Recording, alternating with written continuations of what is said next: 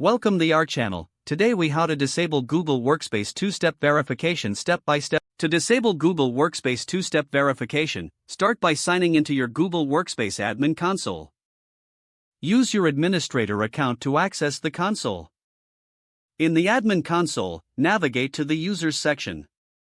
Find the user for whom you want to disable two-step verification. Click on the user's name to open their account settings.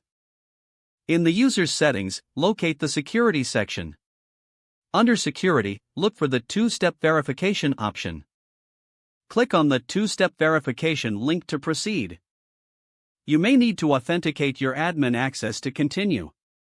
Once authenticated, you will see an option to disable two-step verification. Click on the Turn Off button to disable the feature. A confirmation message will appear. Review the information and confirm your choice to disable it. After confirmation, the two-step verification will be turned off for the selected user. Make sure to communicate this change to the user. They may need to adjust their security settings accordingly. That's it. You have successfully disabled two-step verification for your Google Workspace account. If the page does not load, refresh the browser or try again in a private or incognito window. Make sure you are using the correct email address, then retype it carefully to avoid small typos. If your password is not accepted, use the reset option and create a new strong password you can remember.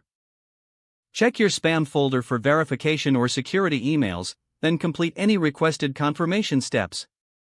Enable two-factor authentication if available to improve account security and reduce unauthorized access risk. After signing in, review your profile details so your contact information and settings are accurate and current. If you see an error message, note it down and try again after restarting your device and internet connection.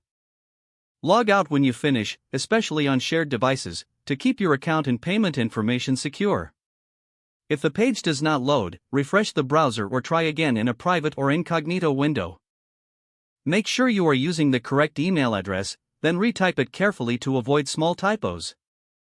Don't forget to like this video and subscribe to our channel for more step-by-step tech guides.